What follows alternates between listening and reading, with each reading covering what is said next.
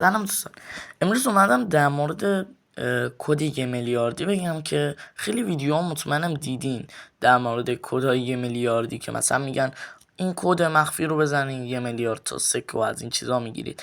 نگاه کنین دوستان، اونا همیشه درباره‌اش صحبت میکنن و آخر میذارن اونو تا مخاطب بیاد تا آخر ویدیو نگاه کنه و آخرش هم هیچی نمیگن. من همون اول میام درباره همون صحبت میکنم. نگاه کنین، یک ربات تقلبی داخل کانال تلگرام وجود داره که همستر تقلبی و اونا میتونن راحت تو اون همستری 1 میلیارد تا رو به دست بیارن، راحت خودشونو مثلا بگن که ما کد 1 میلیاردی و اینا. هیچ کد 1 میلیاردی وجود نداره بچه. اون ویدیویی که منم میدونم همه دیدن اون ویدیو رو تا الان، یک آقای هستش که یک کدی میزنه و 1 میلیارد تا سکه راحت میگیره. اونو با ادیت انجام داده و واقعی نیستش. وقتتون تلف نکنین توی مثلا یوتیوب و اینا دنبال این چیزا نرین. یا مثلا میان ترفنده دیگه یاد میدن، میگن 1 میلیون تا پروفیت توربو رو فعال کن و من کلی دربارش ویدیو دیدم. منم مثل شما کلی ویدیو دیدم بچه‌ها برای همین توربو و اینا. هیچ توربوی وجود نداره. نگاه کن الان چقدر ایرورم اومد، اینترنتم خرابه.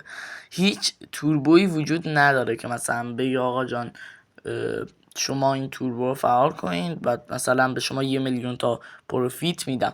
اون توی همون چیز تقلبیشه، هر چی داره ساخته میشه.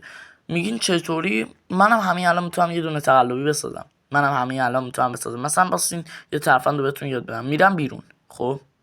میرم بیرون و دوباره وارد همسترشون که میشن، اینجا نگاه کنین بچه ها، میگن او این کلمه رو نگه دار، این کلمه رو نگه دار. بعد اینجا بیا وقتی این 6000 تا داده بهت بکش. نگاه همجور داره سکام اضافه میشه خب با کشیدن روی این صفحه، اما این سکه ارزشی نداره. میدونین برای چی؟ نگاه کنین اینجا رو. این الان من اینقدر سکه دارم بچه ها، 13,385,000 تقریبا 385,000 تا الان برگشت پولم برگشت. و اونا مثلا اگه 1 میلیون پروفیت داشته باشین در ثانیه به شما 1 میلیون سکه میده وقتی اینجوری کنین. الان من چون پروفیتم کم بود همونجا که اضافه کرده بود، ولی من پروفیتم 1,350,000 تا.